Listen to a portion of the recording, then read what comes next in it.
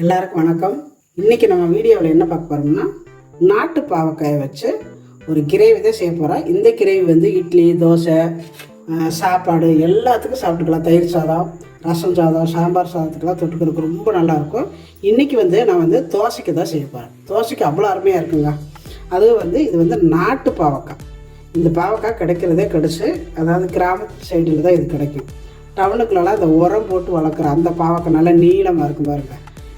இந்த அளவு நீளமாக இருக்கும். அந்த பாவக்காய் தான் கிடைக்கும் உங்களுக்கு. அதே விட இது ரொம்ப ரொம்ப நல்லது. இந்த பாவக்காயை வச்சு ரொம்ப ஈஸியாக குயிக்காக நல்லா கசக்காமல் இட்லி தோசைக்கெல்லாம் சாப்பிட்றதுக்கு செய்கிறது எப்படி அப்படிங்கிறத இன்றைக்கி நம்ம வீடியோவில் பார்க்க போகிறோம். இந்த நாட்டு பாவக்காயெல்லாம் ரவுண்டாக நறுக்கினா தான் நல்லாயிருக்கும். நான் நறுக்கிறேன். இது மாதிரி பாவக்காய் எடுத்து லைட்டாக இடத்துல கட் பண்ணிக்கோங்க. இப்போ பாவக்காயெல்லாம் நம்ம கட் பண்ணி எடுத்தாச்சு. கொஞ்சம் பாவக்காயை நான் விதையை எடுத்துகிட்டேன். கொஞ்சம் பாவக்காய் விதையோடவே போட்டிருக்கிறேன். விதை வந்து நல்லா தான் இருக்குது, கசக்கவெல்லாம் செய்யாது. என்ன ஒன்று, அது கடிக்கையில் கொஞ்சம் கடுக்குன்னு இருக்குமோ, அதனால் நான் பாதி எடுத்துகிட்டு பாதி வந்து விதையோடவே போட்டிருக்கிறேன். பாருங்க, நல்லாயிருக்கும். போட்டுக்கலாம். இப்போ எல்லாமே கட் பண்ணியாச்சு. இப்போ இதுக்கு வந்து தேவையான பொருட்கள் என்ன அப்படிங்கிறத பார்க்கலாம். ஒரு 4 தக்காளி எடுத்து வச்சுருக்கிறேன். கொஞ்சம் போல் சின்ன வெங்காயம் உரித்து வச்சுருக்கிறேன். பூண்டு கொஞ்சம் போல் எடுத்து வச்சுருக்கிறேன். புளி இந்த அளவு எடுத்து வச்சுருக்கிறேன். 1/2 கிலோ பாவக்காய் இதை இப்போ நான் வச்சுருக்கிற அளவுகள்.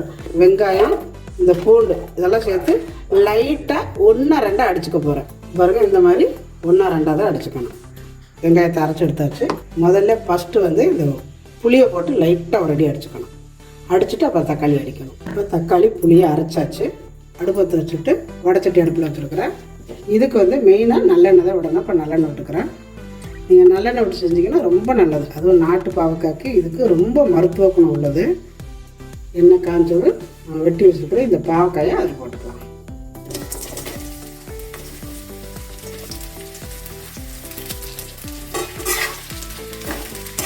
இது மாதிரி இது கொஞ்சம் நல்லா சுருங்க வேண்டி வதக்கிக்கலாம்.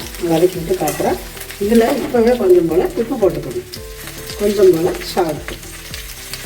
சால்ட்டு போடுங்க, தான் நல்லாயிருக்கும். சீக்கிரம் வதங்க. உள்ளே இருந்து சால்ட்டு இந்த கசப்பு தன்மை இருக்காது.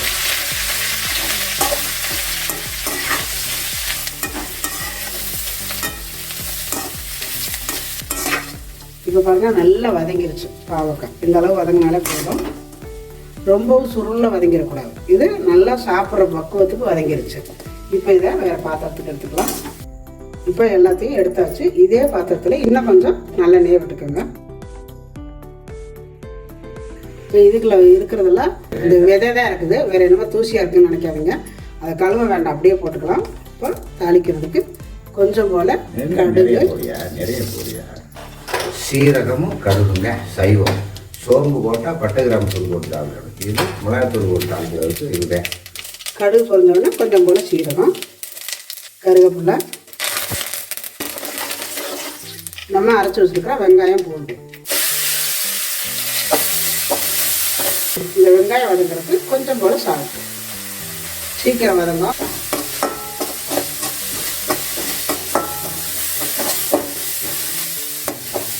இப்போ வெங்காயம் பூண்டெல்லாம் நல்லா வதங்கிருச்சு. இந்த அளவு வதங்கினாலே போதும். 1 ஸ்பூனு காஷ்மீர் மிளகாத்தூள் கலருக்காக வேணும்னா போட்டுக்கோங்க, இல்லாட்டி தேவையில்லை. போட்டுக்கலாம், சேர்த்துக்கலாம். ஒரு 1/2 ஸ்பூனு மஞ்சத்தூள் போட்டுட்டு அடுப்பை குறைச்சி வச்சுக்கோங்க. இது போடையில் போட்டு கிண்டனோடனே நம்ம அரைச்சி வச்சுருக்கிற இந்த புளி, தக்காளி இதையும் சேர்த்து கலரிக்கலாம்.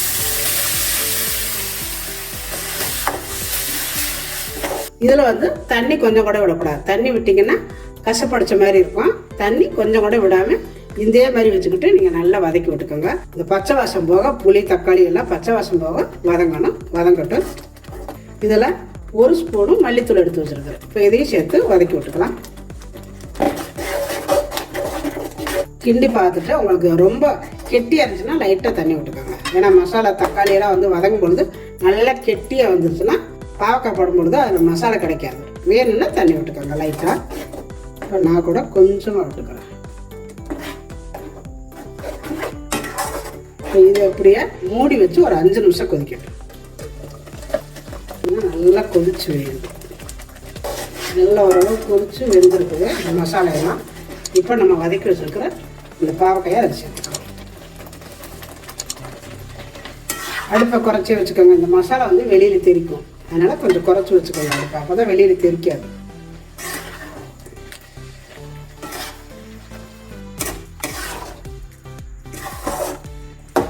இப்போ அடுப்பை நல்லா ஸ்லோ பண்ணி கொஞ்ச நேரம் அப்படியே மூடி வச்சு வேக விடலாம். அந்த மசாலையெல்லாம் அந்த பாவக்காய்க்குள்ள உள்ளே இறங்கணும், அதனால் கொஞ்ச நேரம் மூடி வச்சு அப்படியே வேக விடலாம். இப்போ பார்த்தீங்கன்னா சூப்பரான நாட்டு பாவக்காய் வறுவல், அதாவது கிரேவி. சாப்பாடு, தயிர் சாப்பாடு, ரச சாப்பாடு, இட்லி, தோசை, சப்பாத்தி எல்லாத்துக்கும் அவ்வளோ நல்லா இருக்குங்க. இப்போ நான் சாப்பிட்டு பார்த்தேன், கொஞ்சம் கூட கசப்புங்கிறதே இல்லை. கண்டிப்பாக இதே மாதிரி நீங்கள் ஒரு முறை செஞ்சு கொடுத்து பாருங்கள், உங்கள் குழந்தைங்கள யாருமே வேண்டான்னு சொல்ல மாட்டாங்க. கசப்பே இல்லை. அவ்வளோதான். இப்போ நல்லா வெந்துருச்சு. அடுப்பு ஆஃப் பண்ணிக்கலாம். நல்லா வெந்துருக்குது பாருங்கள். இப்போ பாவக்காய் சூப்பராக ரெடி ஆயிடுச்சு. நாட்டு பாவக்காய் பாருங்கள் எவ்வளோ அருமையாக வந்திருக்கு. இந்த நாட்டு பாவக்காயை நிறைய பேர் கசக்கும்னே சொல்லுவாங்கப்பா. அதுக்காகவே விலை அதிகமாக போகாது. கிலோவே 20 ரூபாதேன்.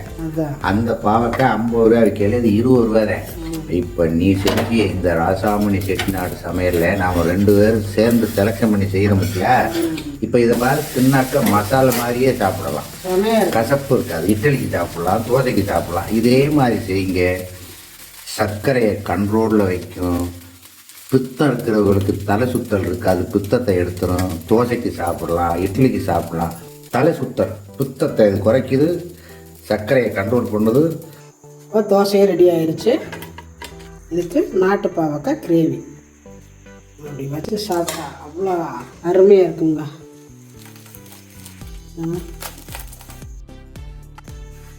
இப்படி வச்சு